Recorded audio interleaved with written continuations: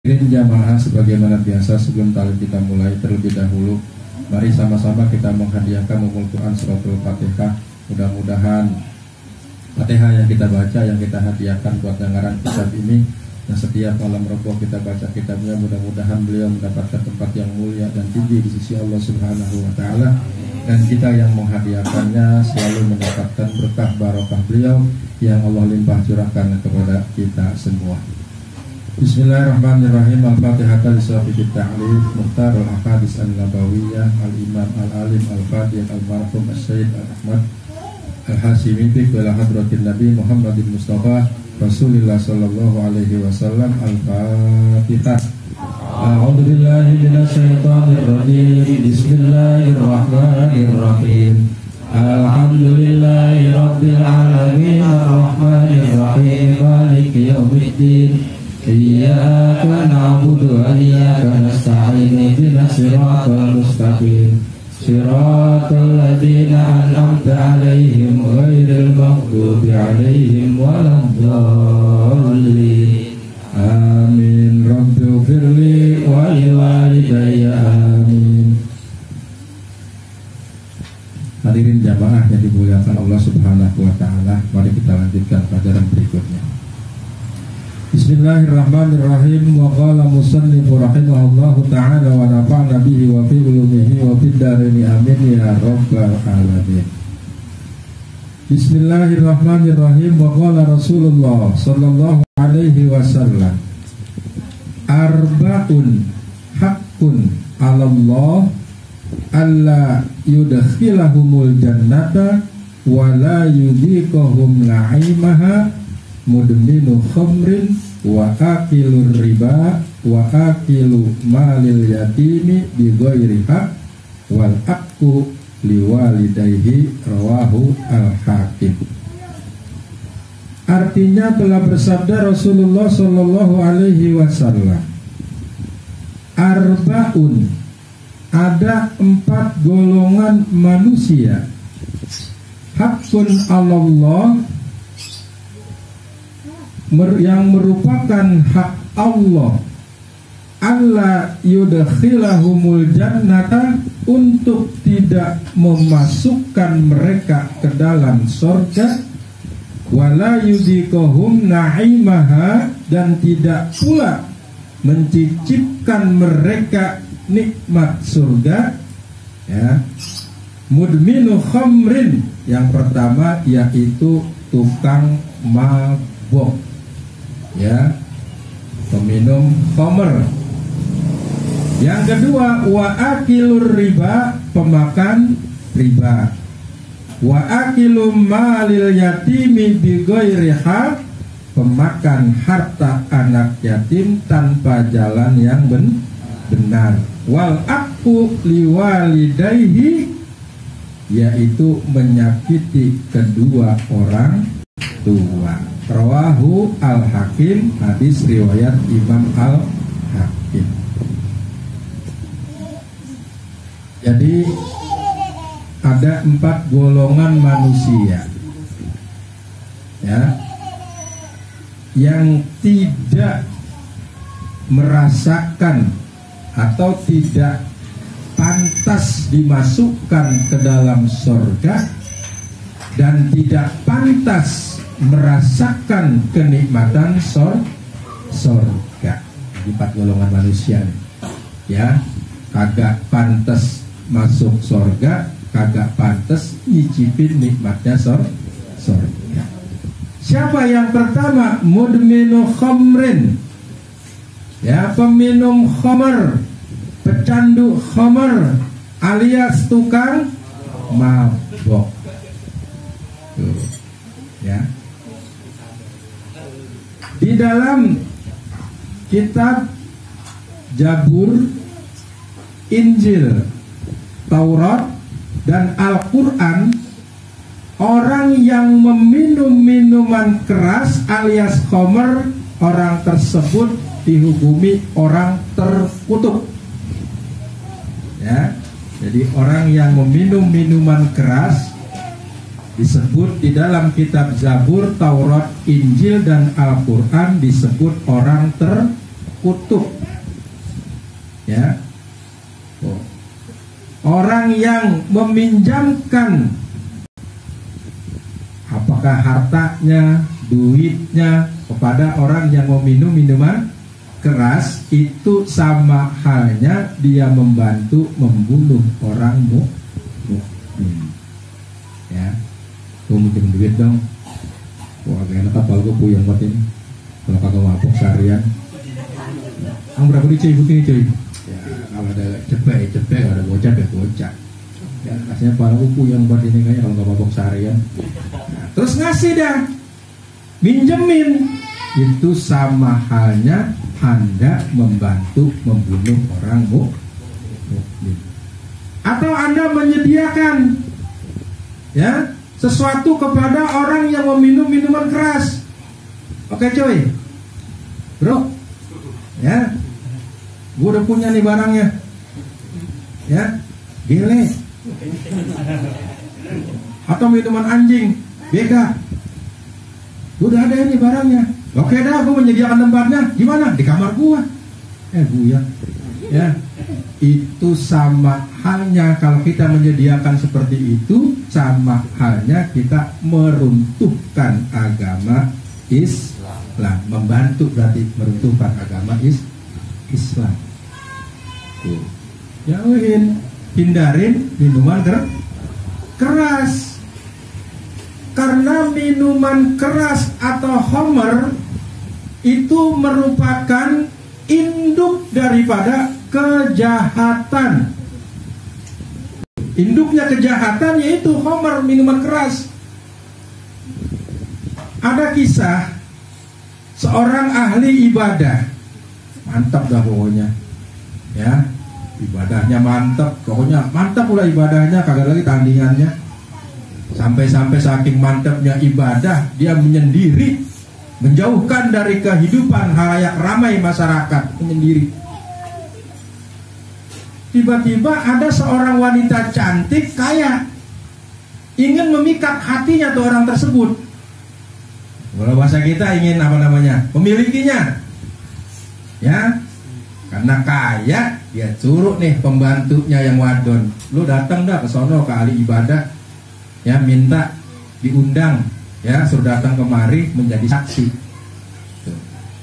Datang dah nih utusan itu tadi perempuan kaya. Ya, setelah datang sampai ke rumah ahli ibadah, ngomong nih pembantunya pelayan tadi, perempuan tadi, Tuan diminta hadir sama nyonya saya, ditunggu di rumah. Acara apa mbak? Kalau bahasa kita, Tuan diminta untuk menjadi saksi. Saksi apa? Pokoknya Tuan datang dah. Baiklah, jalan dah. Setelah sampai di rumah, masuk, ya, ini ahli ibadah masuk, dikunci pintunya atau mau pembantu. Set, ya, pada rumahnya gede, pintunya banyak, masuk lagi, ya, lewat pintunya telah masuk tuh, ahli ibadah tadi masuk, dikunci lagi, sampai pada satu tempat, masuklah ini, dikunci pintu lagi. Ya, di suatu tempat itu sudah duduk seorang nyonya besar yang cantik. Dan di samping nyonya besar itu ada seorang anak kecil dan sebotol minuman keras. Ya, sebotol minuman keras. Akhirnya si nyonya besar tadi ini ngomong apa kepada ahli ibadah? Wahai ahli ibadah, sebenarnya kau aku perintahkan, aku undang kemari bukan menjadi saksi. Akan tetapi kau akan aku suruh pilih. Ganggu. Akan tetapi kau akan aku suruh pilih. Ya. Kau pilih berzina denganku, kau pilih anak ini kau bunuh, atau kau pilih minuman keras. Dilema nih ahli ibadah. Kalau kau menolak perintahku, ya, kalau kau menolak ajakanku, kau akan kuteriaki sehingga orang-orang kampung sini pada berdatangan dan menganiaya kamu. Kan gak ada pilihan. Akhirnya apa? Dia pilih yang paling ringan, yaitu minuman keras. Ya, diminum itu, baiklah, aku akan pilih minuman keras. Berikan aku segelas, dituang, nih minum. Ya, setelah diminum kan denggeng. Nah denggeng. Ya, jomplang akhirnya. Ya, miring, kono miring sini. Udah akhirnya gara-gara minuman tadi 1 gelas apa? Berzinahlah dia dengan perempuan itu. 2 dosa dihajar. Berzinah dia sama perempuan tadi, nyonya tadi. Setelah berzinah dibunuh anak kecil. Berapa dia lakukan satu hari itu? Dosa. 3 dosa. Tuh. Apa namanya? Induk nggak? Induk kejahatan nggak dia minum keras? Iya. Ya, sialan banget tuh. Ya. Jadi jangan sampai kita. Bahkan kita dikatakan terkutuk kalau kita minum minuman keras. Sebab minuman 1 gelas kemudian dia tenggeng, kemudian dia mabuk. Perempuan yang ada di depannya diberi juga, dizinahi juga. Setelah berzina dibunuh anak kecil tersebut. 3 dosa sekaligus dihajar. Ternyata tidak menyatu antara minuman keras dengan keimanan. Ya, tidak sejalan. Kalau di iman masih bisa ketolong. Tapi karena udah nggak sejalan antara iman dengan pikirannya, itu udah hilang ya gara-gara minuman keras, maka imannya nggak bisa nol. Jauhin minuman keras. Ya. Kiai Barseso. Siapa sih yang kagak kenal Kiai Barseso? Sakti luar biasa. Ya. Ibadah kepada Allah selama 220 tahun ibadah kepada Allah, kagak pernah melakukan maksiat, kagak pernah melakukan dosa, dan kagak pernah membangkang perintah Allah. Beribadah selama 220 tahun, memiliki 60.000 murid, yang muridnya itu bisa berjalan di atas udara. Murid saya kalau begitu, mana gue utus lo? Iya, mau ada konflik. 20.000 putus, jalan terbang, sing. Bahkan ada yang mengabarkan bahwa Kiai Barseso itu memiliki murid 60.000, tidurnya kagak di bawah, di atas daun pisang. Oh, biasa nggak? Tidurnya pada duduk, ya. Bukan ada daun pisang di bawah ubin, bukan, itu enak, ya. Ini pun pisang, ya. Tidur sih. Tuh, Kiai Barseso. Sampai-sampai para malaikat kagum akan ibadah dan ketekunannya Kiai Barseso terhadap Allah. Ya, para malaikat kagum. Allah yang maha mengetahui akan kekaguman para malaikat. Allah tegur para malaikat, wahai para malaikat, kenapa kagum? Itu ya Allah, luar biasa sebab berkah barokah Barseso dan murid-muridnya luar biasa sebab berkahnya Barseso. Tapi apa kata Allah? Wahai para malaikat, aku telah cat Barseso itu mati dalam keadaan kafir sebab minuman selama-lamanya. Iblis yang tukang mencuri rahasia dari langit mengetahui, wah ini kelemahannya. Itu kata iblis. Selama 220 tahun saya mencari kelemahan Kiai Barseso, belum ketemu. Ya, untuk menjatuhkannya, untuk menjerumuskannya, sekarang saya baru ketemu jawabannya. Dia kelemahannya ada di minuman keras. Ya, lah iblis namanya iblis, ya, bisa ilmu malih rupa. Kalau kata Kian Sandang, ya, akhirnya iblis berubah wujud jadi manusia biasa, ya, menjadi ahli ibadah dari iblis kalau kata orang. Pakaiannya the kill of the humor, compang camping, datang menjumpai Kiai Barseso, ya. Setelah nyampe Kiai Barseso, siapa Anda? Saya adalah orang yang ingin belajar denganmu. Ya, tolong izinkan saya belajar di sini. Baik, ya. Dan saya ingin mendekatkan diri kepada Allah, kata iblis, sebagaimana kamu mendekatkan diri kepada Allah yang begitu luar biasa. Apa kata Kiai Barseso? Barang siapa yang mendekatkan diri dan mengabdi kepada Allah, maka Allah akan mencukupinya. Baik, kau akan kuterima menjadi muridku, kata Kiai Barseso. Ya, diri dan iblis beribadah kepada Allah. Agak tanggung-tanggung 3 hari 3 malam ibadah aduk baik ke iblis. Agak makan, agak tidur, agak minum. Sampai-sampai Kiai Barseso heran. Padahal Barseso luar biasa kan. Tapi heran pada iblis, 3 hari 3 malam ibadah, gak makan, gak minum, gak tidur. Sampai iblis koreksi. Kamu kok, saya ini ibadah selama 220 tahun, makan, minum, tidur. Tapi kamu seheran. 3 hari 3 malam kamu ibadah, gak makan, gak tidur, gak minum. Apa rahasianya? wahai Kiai Barseso, tatkala saya mengingat dosa-dosa saya menangis sehingga lapar lupa, haus lupa, ngantuk pun lupa. Itulah rahasianya. Oh, saya kira-kira bisa nggak begitu? Bisa, Kiai Barseso, kata iblis. Nah, kena dah nih mulai. Kena dah nih. Bagaimana caranya? Lakukan aja Kiai Barseso perbuatan-perbuatan dosa. Ya, nanti kan Allah murka. Allah itu kan Maha Pengampun, lagi Maha Penyayang. Iya ya. Lalu apa yang saya lakukan?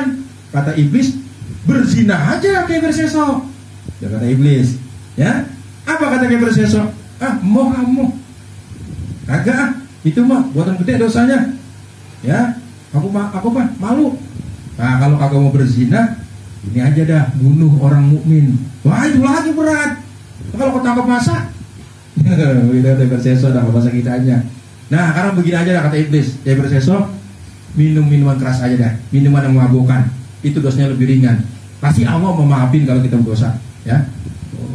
Terus mau kemana nyari minumannya? Warung pojokan, ya? Ada warung di Solo kata iblis begitu, ya. Yang jagain wadon, cewek cantik. Datang dia Kiai Barseso, pas ketemu warung minum minuman keras, yang layanin cantik, punya laki, ya. Beli dah minuman keras, Kiai Barseso mabok, akhirnya tuh wadon pelayan warung diembat. Bahasa kita diperkosa, berzina kayak itu. Ya. Setelah berzina, lakinya datang. Ya, lakinya datang marah, bertarung. Akhirnya lakinya nyaris ya, hampir mati. Darah bercucuran, lakinya perempuan. Akhirnya iblis yang tukang mancing keributan, malih rupa mirip orang seperti orang kampung biasa, datang mengerai dah. Ya, ditangkap dari Kiai Barseso, dibawa ke hakim. Ya, setelah dibawa ke hakim, yang pertama hukumannya cambuk 80 kali karena dia telah minum minuman keras. Yang kedua, ya, cambuk dia 100 kali karena telah berzina. Dan yang ketiga, hukum salib dia. Kenapa? Karena telah hampir menghilangkan nyawa orang dan mengeluarkan darah. Disalib Kiai Barseso. Udah, ya. Setelah disalib, iblis datang lagi, nyerupain orang, dah masih berbentuk orang, ya. Wahai Barseso, siapakah yang menyebabkan kau begini? Inilah akibat kita terlalu percaya sama orang. Akhirnya saya seperti ini. Apa kata iblis? Barseso, aku mampu menurunkan kamu dari salib itu. Ya, turunkan saya dong, kata Barseso. Capek ini saya, sakit semua, ya. Lemes badannya Kiai Barseso.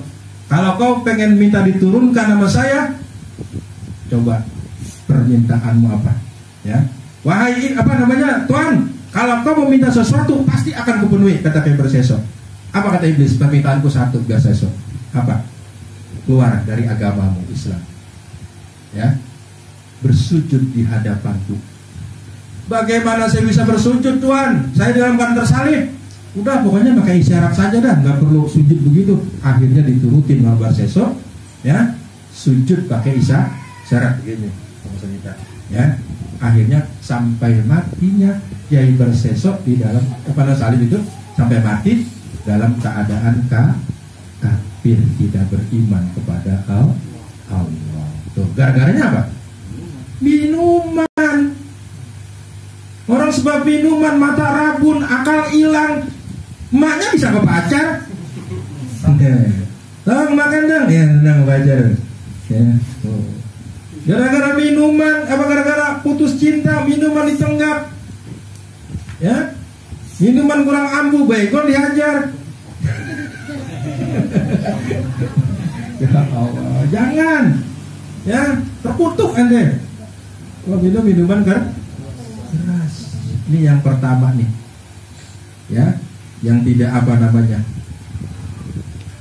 yang tidak pantas masuk ke dalam sorga dan tidak pantas pula mencicipi, merasakan kenikmatan sorga. Mudminun khamrin, si tukang mabok. Kalau kata tukang udah mantap, tukang,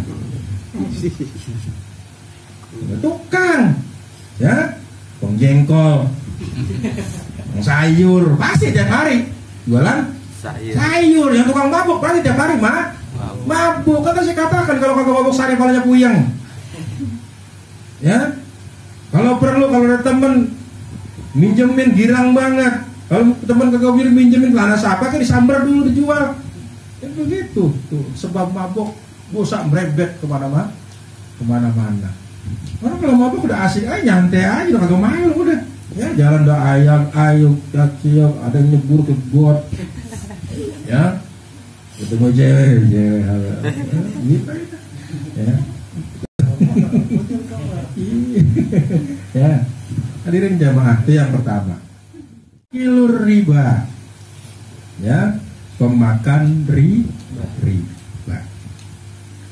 Di dalam kitab Nasaihul Ibad, bab ke-10 atau bab terakhir, di makalah ke-28 terdapat sebuah hadis yang merupakan ancaman bagi orang pemakan riba, di mana Rasul bersabda, inna akilar riba yu'adzabu min hina yamutu ila yaumil qiyamah.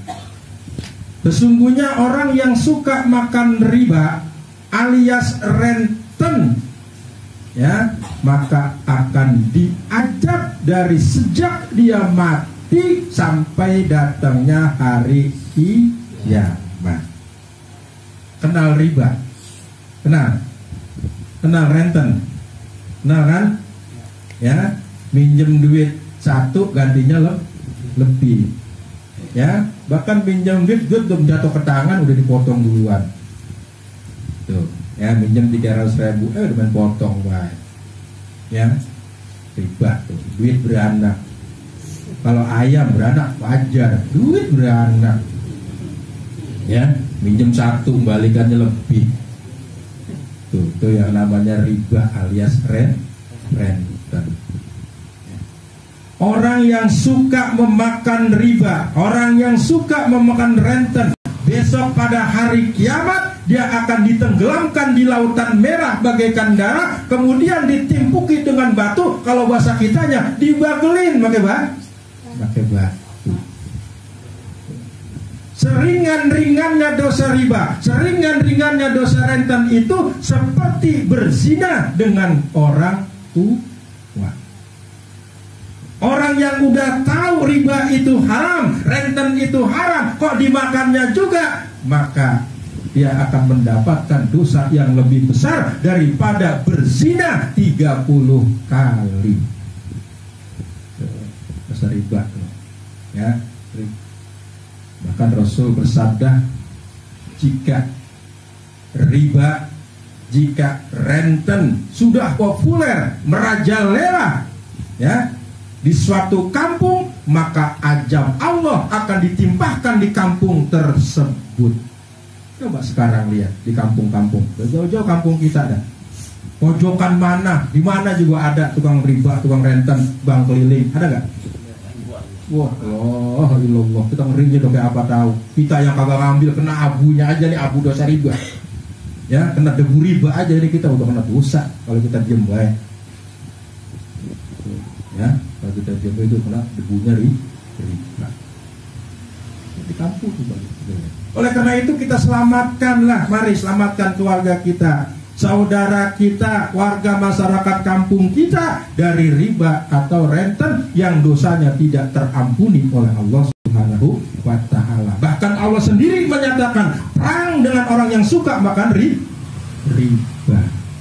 Cuman kalau kita nasehatin keluarga kita yang suka makan riba, jangan memponis ya, nasihatin aja, mah, oh bang itu kagak boleh, itu haram, itu dosa. Jangan, mak itu dosa, agak boleh. Ya, mak neraka. Jangan, mak kafir. Jangan. Jangan ya. Karena kisahnya begini. Harusnya kisahnya tadi, mak mabok. Ya, kisahnya begini. Jangan suka ngapir-ngapirin orang. Jangan suka neraka-nerakain orang. Neraka punya buah-buah lu, punya nyalu. Jangan suka neraka-nerakain orang. Ya, ada kisah begini. Ini Rasulullah yang bercerita. Ada dua orang kakak beradik. Yang kakaknya rajin ibadah, ahli ibadah. Yang adiknya ahli maksiat, ahli. Kayak pemantapnya ahli. Ya, kalau baru satu gelek belum mabuk. Ahli. Kalau baru satu pantat gelas baru mabuk. Kalau kayak lu, ya baru dikasih sendok baru miring. Itu ahli. Abangnya ahli ibadah, adanya ahli maksiat, ahli dosa. Abangnya ini udah memuruh mulutnya. Setiap kali melakukan dosa di adiknya, setiap kali melakukan maksiat di adiknya, abangnya selalu nasehatin. Istilah kata, masuk kuping kanan, keluar kuping kiri. Tuh, adiknya abangnya pengen memuruh. Suatu waktu dinasihatin lagi ketika adiknya lagi tenggeng, mabuk. Tinggalkanlah minuman keras. Apa jawab adiknya? Kata adiknya begini, kau tinggalkan aku bang. Aku sedang bersama Tuhanku, kepada yang mabuk. Ya, emang abang diperintahkan, diutus untuk mengawasi aku selama-lamanya. Ya, abangnya jengkel dikata gitu. Buset deh, itu berkan sore. Ya, gua nasihatin. Abangnya bilang begini, demi Allah, Allah tidak akan memaafkan dosa-dosamu, Allah tidak akan mengampuni dosa-dosamu, dan demi Allah, Allah tidak akan memasukkan kamu ke dalam surga. Ya, singkat cerita, nih dua kakak beradik ya lewat dah, mati. Nah, singkat cerita, ya setelah mati kan disidang di hadapan Allah Subhanahu wa Ta'ala. Abang nggak ditanya yang beribadah, kau pulang. Kata Allah Subhanahu wa Ta'ala, sebenarnya aku ya Tuhanmu, apa kamu yang Tuhan? Kamu ya Rabb, Tuhan aku. Tapi kenapa kau memvonis sudah gitu bawa namaku lagi? Demi Allah, aku tersinggung. Ya, aku yang berkuasa memasukkan seseorang ke dalam surga atau neraka. Aku yang berkuasa memberikan seseorang rahmat, bukan kamu. Malaikat dipanggil, wahai malaikat, kau seret ini ahli ibadah ke neraka. Kau seret ini ahli maksiat ke dalam surga. Ya, antara rahmat Allah. Akhirnya abangnya diseret yang ahli ibadah ke neraka, adanya yang ahli maksiat diseret ke surga. Ini sekarang di Indonesia banyak ini. Ya, banyak apa? Banyak panitia surga, panitia neraka. Kalau panitia mulut udah biasa. Ya, kalau panitia mi'raj udah biasa, panitia resepsi pernikahan udah biasa. Ini banyak sekarang menjamur panitia neraka, panitia surga. Ya, bikin maulid bid'ah, kafir. Tuh, panitia ada tuh, panitia neraka yang bilang begitu. Ya, maulid bid'ah. Nah, yang bikin maulid kafir, neraka. Tahlil bid'ah. Yang bikin yang tahlilan neraka, kafir. Kan neraka punyanya. Ya, gampang kan nerakain orang, ngapirin orang. Jangan dibang orang perkara begini. Ya, begitu. Ya, dibilang kafir loh. Jangan ya. Itu kata di ahli ibadah. Bahkan di dalam kitab Sahih Muslim, itu kalau orang yang suka bid'ahin orang bikin maulid bilang bid'ah, bilang kafir, bakal masuk surga, neraka. Itu suruh ngaji lagi di kitab Sahih Muslim. Di kitab Sahih Muslim ada cerita, ada orang sholat ketika sujud palanya diinjak. Ya, palanya diinjak, dienek lagi injaknya. Ya, selesai sholat, jengkel, marah ini yang tadi sujud. Ya, wallahi, bawa Allah, demi Allah nggak akan mengampuni dosamu, Allah nggak akan memaafkanmu. Kebetulan ada salah seorang nabi yang masih hidup pada waktu itu. Nabi yang kita kenal kan, yang wajib kita kenal berapa? 25. Yang kita nggak kenal kan banyak. Ya, ada. Kebetulan ada seorang nabi yang masih hidup. Diwahyukan nih, orang nabi tersebut yang masih hidup, wahai nabiku, kata Allah, kau sampaikan kepada si fulan yang tadi sujud pala diinjak, ya, bilang bahwa orang yang tadi menginjak kepalanya aku ampuni dosanya, sedangkan dia yang tadi kepalanya diinjak aku tidak terima sujudnya. Ngomong nih orang, ngapa ya? Lu kafir-kafirin gue, neraka-nerakain gue. Ya, emang apa kata panitia emang? Kalau kata panitia, kue, waren. Kalau kata panitia, kue, jangan. Ya, ketuanya kan saya seumpama. Ya, atau Bang Jailani, pimpinannya kan saya. Ya, nanti panitia nanya sama ketua, bagaimana ketua ini? Warin ya kue, waren. Kalau kata panitia, jangan, kan begitu. Begitu juga ini yang suka-suka ngapirin orang, neraka-nerakain orang, neraka. Bisa kayak Allah dia ngatur. Ya Allah. Kenapa? Akhirnya orang tersebut kan bengkel marah, ya. Kenapa? Karena dia bawa-bawa nama Allah. Allah disangkut pautkan, Allah gak terima. Sedangkan Allah Ghafurur Rahim, Allah Maha Pengasih, Maha Penyayang, Maha Pengampun. Maha Pengampun. Jangan ya kita sebagai orang Islam begitu kafir, begitu neraka, begitu binar, bid'ah. Itu banyak ini kan di Indonesia, panitia sorga, panitia neraka yang suka bid'ahin orang, ya. Jadi kita selamatkan kita kembali keluarga kita dari bahaya riba atau renten, karena udah tahu makan riba, udah tahu makan renten, ya, itu sama dosanya lebih besar daripada 30 kali berzina. Nasihatinya begitu ya, jangan udah ada kagak mau dikafir-kafirin, jangan. Neraka malu, ya, atau abangnya atau empunya atau saudaranya, oh itu haram kok, kalau bocah kecil soto neraka lo, jangan. Ya udah, kalau dia udah kagak terima ya udah, jangan di neraka-nerakain, jadi kafir-kafirin. Itu yang kedua, ya.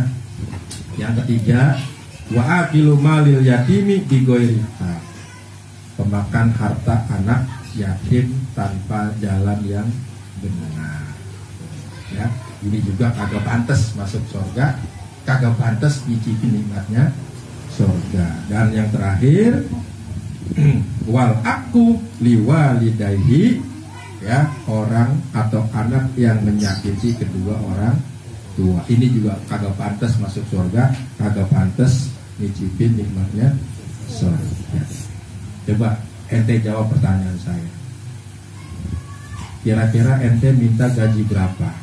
Kalau ente saya suruh kerja selama 24 jam, ngelayanin konsumen 24 jam non-stop, kagak berhenti-berhenti kerjaan kamu, ngelayanin konsumen, gedein konsumen, besarin konsumen, didik konsumen. Kira-kira minta gaji berapa? Mungkin lebih kali 10 juta ya, mungkin lebih.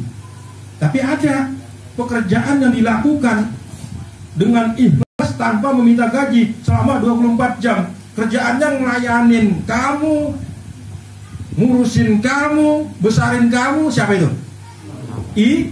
Ibu. 24 jam non-stop, ya. Ibu malah makan anaknya berak, bukan jember, bukan cici, malah anaknya tainya dibilang, wah tai anak gua cakep banget. Coba kalau bapak ada, ada gua lagi. Nah ini mana hijau. Coba emak tai anak masih bilang cakep. Kan jangan ngomong begitu besok ya. Ya, anak aja, atau anak siapa, Nanti bocah nih ngomong anak siapa, ngomong gua anak siapa. Nanti selang 25 tahun kemudian, ya, ada anak sukses, bapaknya kenalin, oh ini bapak, Anda siapa? Itu, Anda siapa? Pernah nggak yang dulu Anda katakan waktu saya kecil? Ya tolong maafin bapak, maafin bapak. Dan sekarang gantian, bapak siapa, bapak siapa? Ya begitu. Wah, akhirnya bapaknya ya mulai jadi doa itu kata bapak. Nah, sayangin orang tua. Orang tua kalau terbujur jasadnya, mati, artinya kita udah kagak bisa lagi dengar gurauannya, dengar ucapannya, dengar nasihatnya, mijitin kakinya. Ketika orang tua sudah dibungkus dengan kain kapan, kita udah kagak bisa lagi beliin makanan kesukaannya, minuman kesukaannya, buah-buahan kesukaannya. Ketika orang tua sudah dimasukkan ke liang kubur, kemudian tanah menyusul untuk menguruknya, saat itu juga terakhir kita melihat tubuh jasad orang tua kita. Hanya yang tinggal batu nisannya kita pegangi. Setelah kita pulang dari penguburan, kita sampai ke rumah, kita lihat kamarnya sudah kosong. Yang ada hanya bajunya dan fotonya. Oleh karena itu, doakan kedua orang tua, sayangi kedua orang tua, karena umur ada di tangan Allah. Ya, mari saya katakan mati itu ngajak, bisa yang muda duluan, yang tua belakangan, atau yang tua duluan, yang muda belakangan. Selagi masih ada orang tua, doakan biar sehat. Kita bisa begini kan bukan akibat bin salabin abrakadabra, bukan.